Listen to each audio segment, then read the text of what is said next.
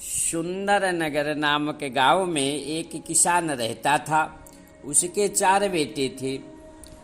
बड़ा बेटा भोला शारीरिक रूप से कमजोर था, परंतु बहुत बड़ा कलाकार था। ज़्यादा पैसे लेकिन नहीं कमाता था। दूसरा बेटा नंदू मेहनती किसान था, वह पूरे परिवार का पालन पोषण करता था। तीसरा बेटा रामदास एक दुर्घटना में अंधा हो गया। और चौथा बेटा हरिदास पूजा पाठ में लगा रहता था। वह परिवार आनंद से जीवन यापन कर रहा था। मोहल्ले के लोग उनकी संपन्नता को देख करके, संयुक्त परिवार को देख करके ईर्ष्या करते थे, जलते थे। इसलिए वे नंदू और उसकी पत्नी के कान भरने लगे। वो लोग अनेकों प्रकार से गढ़ गढ़ की कहानियाँ सुनाते थे, आपस में बंटवारा कराना चाहते थे। एक दिन उन चारों बहुओं में, देवरानी जेठानियों में आपस में झगड़ा हो गया। झगड़ा इतना बड़ा उन चारों भाइयों के कान में पड़ा। वो अपनी अपनी औरतों को समझाते, लेकिन कोई समझ नहीं पाई। वो तो बंटवारे पर अड़ी रही। अब क्या होता है कि बड़े भाई को याद आया कि हमारे जब माँ बाप थे तो माताजी और पिताजी दोनों हमें शिक्षा दिया करते थे, बेटा एकता में बल है, संगे शक्ति, हमेशा संयुक्त परिवार में रहना ताकि एक दूसरे की सहायता कर सको। चारों भाइयों ने कहा, हाँ याद है भैया, याद है, सही बात कहते थे। तब बड़े भाई ने कहा कि एक दिन पिताजी ने कहा था कि अगर भविष्य में कभी बंटवारा करना ही पड़ जाए, कोई दूसरा रास्ता ना हो, तो क्या करोगे, यानी क्या करेंगे। तो पिताजी ने बताया था कि पड़ोसी गांव रामपुर में उनका दोस्त बुलाकी रहता है, तो अगर बंटवारा करना हो तो उन्हीं के पास जाना, क्योंकि वो पढ़े लिखे और ईमानदार हैं। आता है भाई, हम लोगों को उन्हीं के पास चलना चाहिए, उन्हीं से बंटवारा कराना चाहिए। चारों भाइयों में सहमति हुई और बुलाकी काका से मिलने उनके गांव के रास्ते पर चल पड़े। रास्ते में बुलाकी काका का बेटा राजू मिला। उन्होंने कहा, अरे भैया राजू भैया राम राम। उसने भी कहा कि राम राम भैया राम राम। कहने लगे, ये बताइए कि आपके बापू हमारे काका कैसे हैं। तो राजू बोला कि अरे वो तो पागल हो गए हैं। उनकी बात सुन करके, राजू की बात सुन करके उन चारों ने अफसोस व्यक्त किया और बोले, चलो यहाँ तक आए हैं तो मिल ही लेते हैं। और आगे बढ़े तो उनकी बेटी सुशीला सिर पर कूड़ा रखे मिली। उन लोगों ने जब देखा, पहचान गए, तो बोले कि अरे सुशीला बिटिया, बापू कैसे हैं। तो वह बोली कि अंधा हो गया है। तब ये लोग और दुखी हुए। फिर आगे बढ़े तो काकी मिल गई। उन चारों ने चाची के चरण स्पर्श किए, पैर छुए और बोले, चाची चाचा कैसे। तो चाची बोली कि वह मर गया है।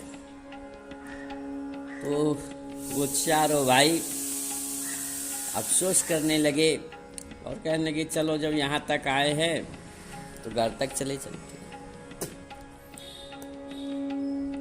जब बुलाकी काका के जब घर पहुँचे तो देखा क्या कि काका आराम से एक तख्त में बैठे हुए। इन चारों ने काका के पैर छुए तो बुलाकी काका बोले, आओ बेटा आओ, बैठो, बताओ कैसे आना हुआ। भोला बोला, काका हम क्यों आए हैं ये तो हम बाद में बताएंगे, लेकिन मेरी समझ में नहीं आता है कि आपके घर के लोग बड़े ही अजीब हैं। काका ने पूछा क्यों? कहने लगे अरे भैया मिले थे रास्ते में, तो हम लोगों ने पूछा कि भैया काका कैसे हैं, तो वो बोले वह पगला गया है, पागल हो गया है। और फिर बिटिया मिली तो उसने कहा अंधा हो गया है। और अब इतनी ही बात कहने वाले थे कि काका ने बीच में ही बोल दिया, कहने लगे ठीक कह रहा है बेटा, सही कह रहा है, क्योंकि मैं बूढ़ा हो गया हूँ, नींद पड़ती नहीं रात में, 3-4 बजे सुबह से ही मैं चिल्लाना शुरू कर देता हूँ, बड़बड़ाता रहता हूँ, चारा कतर लो, जानवरों को चारा दे दो, दूध दूह लो, ये कर लो वो कर लो, तो उसके लिए तो मैं पागल ही हूँ ना।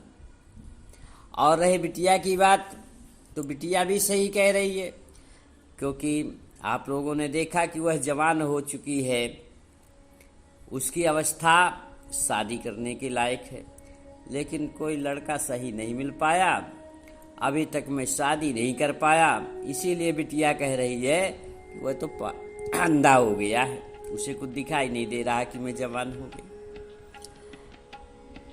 तो बोला बोले हाँ ये तो ठीक है, लेकिन काका चाची मिली थी, उन्होंने तो हद ही कर दिया, उन्होंने तो आपको जिंदे मार डाला, कहने लगी कि वो मर गए हैं।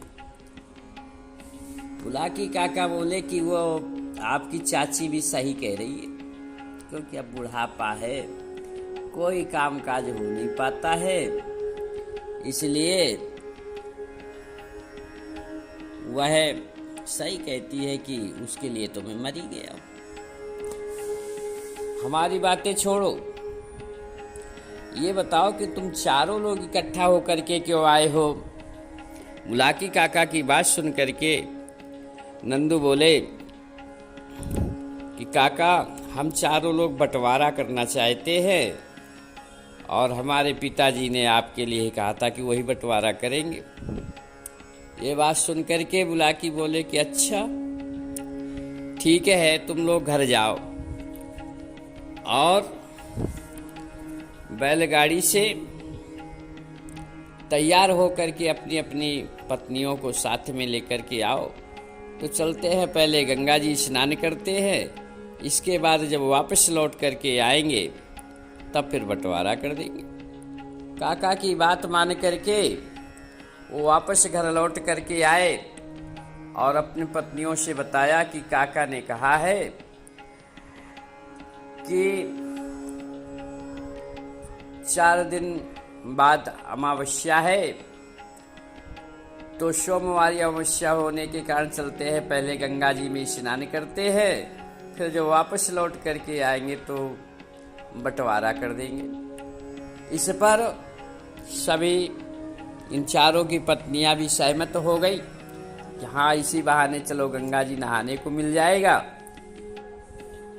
तो उसके दूसरे दिन उन्होंने एक बैलगाड़ी तैयार की और अपनी पत्नियों को उसी में बैठाला, स्वयं बैठे और सबसे पहले काका के